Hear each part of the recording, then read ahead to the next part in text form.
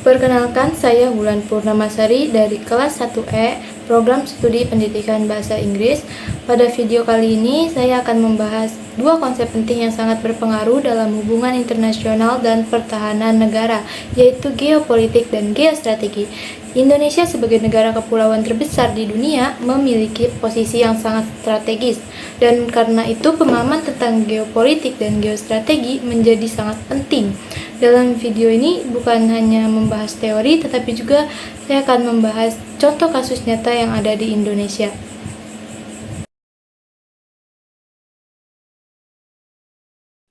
Geopolitik pada dasarnya menjelaskan bagaimana faktor geografis mempengaruhi kekuatan, arah kebijakan, dan cara sebuah negara bertindak dalam menghadapi dunia. Faktor-faktor seperti letak wilayah, bentuk negara, luas daratan dan lautan, jumlah penduduk, kekayaan sumber daya alam, hingga batas-batas teritorial, semuanya ikut menentukan bagaimana negara menyusun strategi politik, ekonomi, pertahanan, dan hubungan internasionalnya. Semakin strategis posisi suatu negara, semakin besar pula pengaruhnya dalam percaturan global. Sekaligus semakin besar tantangan yang harus dihadapi. Indonesia sebagai negara kepulauan terbesar di dunia memiliki keunikan geopolitik yang tidak dimiliki negara lain. Dengan lebih dari 17.000 pulau, Indonesia berada di titik silang antara dua benua, Australia dan Asia, serta dua samudra besar, yaitu Samudra Hindia dan Samudra Pasifik. Wilayah Indonesia juga dilalui jalur perdagangan internasional seperti Selat Malaka dan ALKI, alur laut kepulauan Indonesia, yang menjadi rute vital bagi ekonomi dunia. Artinya, setiap dinamika global, baik politik, ekonomi, maupun keamanan, hampir berdampak langsung pada Indonesia. Kondisi geografis inilah yang membuat Indonesia harus lebih cermat dalam menentukan kebijakan luar negeri, menjaga stabilitas maritim, dan mengelola sumber daya alamnya agar tetap mampu melindungi kepentingan nasional di tengah kompetisi antar negara besar. Jika kita analogikan geopolitik, bayangkan dunia ini seperti sebuah rumah besar yang dihuni oleh banyak keluarga dan teman-teman. Setiap keluarga dan teman memiliki ruang mereka sendiri di dalam rumah, dan mereka ingin merasa aman dan bahagia di sana. Geopolitik adalah cara kita memahami hubungan antara keluarga dan teman-teman dalam rumah besar ini. Beberapa keluarga mungkin tinggal bersebelahan, dan mereka bisa saja berbagi kebun, air, atau mainan. Dan kadang ada perbedaan atau masalah di antara mereka. Nah, geopolitik ini yang membantu kita memahami bagaimana mereka berinteraksi satu sama lain. Apakah mereka bekerja sama atau mungkin memiliki perbedaan pendapat. Geopolitik dipelajari sebagai disiplin ilmu yang membahas tentang sistem politik yang berhubungan dengan letak geografis.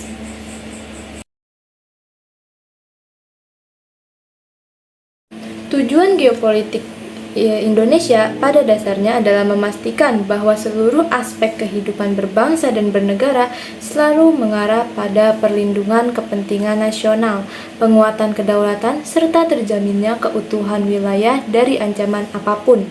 Geopolitik menjadi landasan bagi Indonesia untuk membaca kondisi global dan menentukan sikap yang paling tepat demi menjaga keamanan nasional, stabilitas politik, dan kesejahteraan masyarakat. Dengan posisi geografis yang sangat strategis dan kekayaan alam yang melimpah, Indonesia harus mampu mengelola dan mempertahankan aset-aset tersebut agar tidak dikuasai, disalahgunakan, atau dimanfaatkan oleh pihak asing yang memiliki kepentingan tertentu. Selain itu, tujuan geopolitik Indonesia berkaitan dengan bagaimana negara mengatur arah kebijakan luar negerinya. Melalui prinsip politik luar negeri bebas aktif, Indonesia berusaha menjaga kebebasan dalam menentukan pilihan politik tanpa tekanan dari kekuatan besar manapun, sekaligus tetap aktif berkontribusi dalam menciptakan perdamaian dunia. Pendekatan ini memungkinkan Indonesia untuk memainkan peran sebagai mediator, penyeimbang, dan jembatan dialog dalam berbagai konflik internasional. Dengan strategi seperti ini, Indonesia dapat melindungi kepentingannya sendiri sambil tetap dihormati sebagai negara yang berdaulat, mandiri, dan berpengaruh di kawasan Indo-Pasifik maupun tingkat global.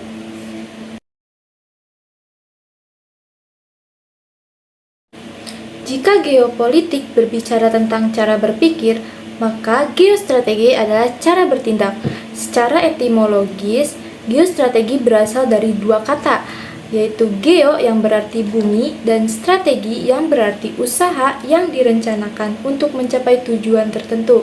Karena itu, geostrategi dapat didefinisikan sebagai upaya terstruktur dan sistematis yang ditempuh suatu negara untuk memanfaatkan kondisi geografis, potensi sumber daya, dan kekuatan nasional secara menyeluruh guna mencapai kepentingan nasional. Geostrategi tidak hanya berkaitan dengan penggunaan wilayah, tetapi juga bagaimana suatu negara membaca peluang, mengantisipasi ancaman, serta mengolah keunggulan geografis menjadi kekuatan diplomatik, ekonomi, dan pertahanan. Dalam konteks modern, geostrategi berkembang menjadi konsep yang lebih luas karena mencakup cara negara merespon perubahan global seperti kompetisi teknologi, dinamika keamanan regional, hingga persaingan ekonomi antar negara. Di Indonesia, geostrategi berlandaskan konsep ketahanan nasional yang memandang bahwa kekuatan negara bukan hanya diukur dari kemampuan militernya, tetapi juga dari harmonisasi politik, stabilitas ekonomi, kekayaan budaya, keharmonisan sosial, serta kualitas sumber daya manusia. Dengan geostrategi, Indonesia berusaha menjadi letak geografisnya yang strategis sebagai negara kepulauan di jalur perdagangan dunia, sebagai modal untuk memperkuat posisi negara, melindungi kepentingan nasional, dan memastikan keberlangsungan pembangunan dalam jangka panjang.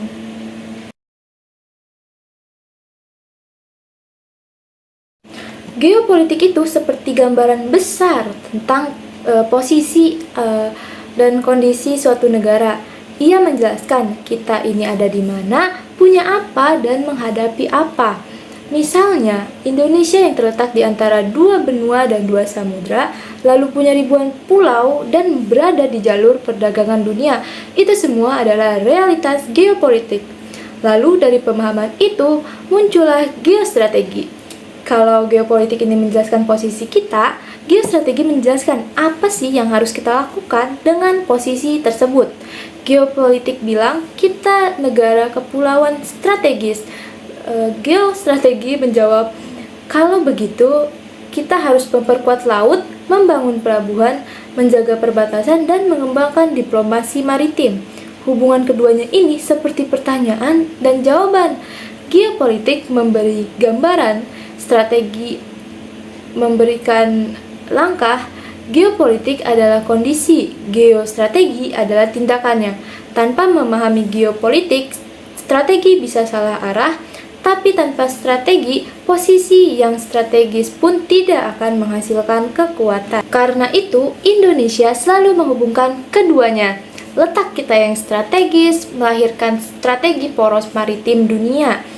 Kerentanan kita terhadap bencana melahirkan strategi ketahanan nasional. Persaingan negara besar di Indo-Pasifik melahirkan strategi diplomasi bebas aktif. Jadi, singkatnya, geopolitik adalah dasar berpikir, sedangkan geostrategi adalah rencana bergerak. Keduanya saling melengkapi untuk menjaga kepentingan dan masa depan Indonesia.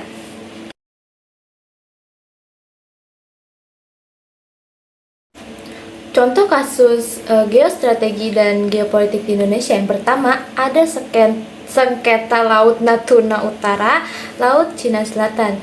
Kasus ini adalah salah satu kasus geopolitik paling menonjol di Indonesia. Kapal-kapal asing, termasuk kapal penjaga pantai dan kapal penangkap ikan Tiongkok, beberapa kali memasuki zona ekonomi eksklusif Indonesia di wilayah Natuna Utara. Secara geopolitik, wilayah ini sangat strategis karena berada di jalur perdagangan internasional dan memiliki potensi sumber daya alam besar, terutama perikanan dan energi. Dari sisi geostrategi, Indonesia merespon dengan menambah kekuatan militer di Natuna, meningkatkan patroli, memperkuat diplomasi, hingga membangun infrastruktur pertahanan dan ekonomi di wilayah tersebut. Kasus yang kedua yaitu jalur perdagangan Selat Malaka. Selat Malaka ini termasuk salah satu checkpoint dunia karena dilewati sekitar 40% perdagangan global. Posisi ini menjadikan Indonesia, Malaysia, dan Singapura memiliki peran geopolitik penting dalam keamanan maritim internasional. Secara geostrategis, Indonesia bekerja sama dengan negara lain untuk menjaga keamanan jalur tersebut, melakukan patroli gabungan, dan mengembangkan kawasan ekonomi sekitar Selat Malaka untuk memaksimalkan keuntungan dari letaknya yang strategis. Yang ketiga, konflik perbatasan darat dengan Malaysia. Kasus Ambalat dan beberapa sengketa garis batas di Pulau Sebatik menunjukkan bahwa batas teritorial masih menjadi isu geopolitik di kawasan. Dari sisi geostrategi, Indonesia menyelesaikan sebagian konflik melalui diplomasi, pemetaan ulang, dan pembangunan pos perbatasan untuk memperkuat kehadiran negara. Yang keempat, kasus Papua dan upaya separatisme. Wilayah Papua memiliki posisi geopolitik penting karena kaya akan sumber daya alam, berada di perbatasan dengan Papua Nugini, serta menjadi bagian dari jalur Pasifik. Dalam geostrategi, pemerintah berupaya mempertahankan stabilitas lewat pendekatan keamanan, dialog, pembangunan infrastruktur, serta peningkatan pelayanan publik melalui otonomi khusus.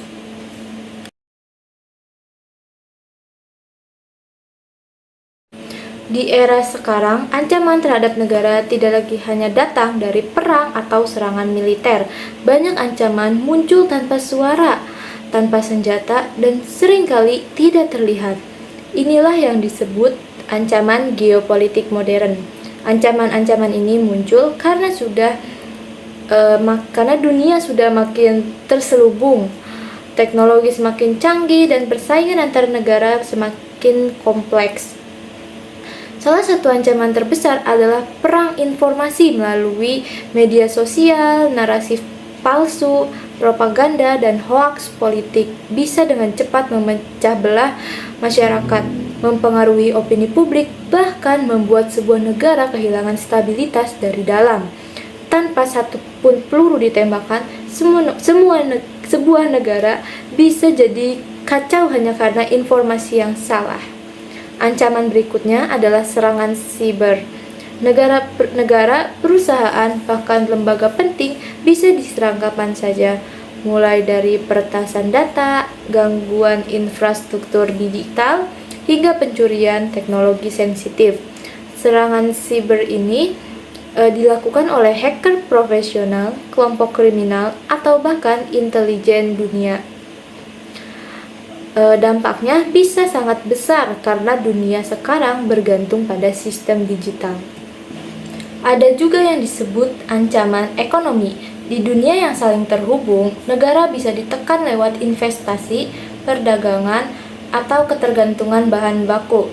Jika sebuah negara terlalu bergantung pada negara lain, itu bisa menjadi celah untuk menekan kebijakan politik, bahkan mengambil keuntungan secara tidak adil. Contohnya bisa berupa monopoli sumber daya, kendali teknologi, atau manipulasi pasar global. Selanjutnya adalah ancaman teknologi dan data. Negara yang menguasai kecerdasan buatan, satelit, sensor digital, dan teknologi telekomunikasi memiliki keunggulan geopolitik yang besar. Indonesia harus berhati-hati agar tidak menjadi sekadar pengguna tanpa kendali atas data sendiri. Ancaman modern lainnya adalah pengaruh budaya dan ideologi. Pengaruh ini bisa masuk lewat film, musik, media sosial, tokoh publik, hingga game online. Jika tidak disaring, nilai-nilai luar yang tidak sesuai dengan jati diri bangsa dapat melemahkan identitas nasional secara perlahan. Ancaman geopolitik modern membuat geostrategi Indonesia tidak bisa hanya berfokus pada militer, tetapi juga pada pendidikan, ketahanan budaya, ekonomi, dan teknologi. Negara harus kuat di laut, udara, dunia maya, dan ruang informasi. Kita bisa melihat bahwa geopolitik dan geostrategi bukan hal yang jauh dari kehidupan kita. Keduanya sangat penting agar Indonesia tetap kuat menghadapi persaingan dan ancaman di era modern. Selama kita mampu menjaga persatuan, memanfaatkan letak negara kita, dan terus beradaptasi dengan perkembangan dunia, Indonesia akan tetap maju dan aman. Itu saja materi geopolitik dan geostrategi yang bisa saya sampaikan. Kurang lebihnya mohon maaf. Terima kasih.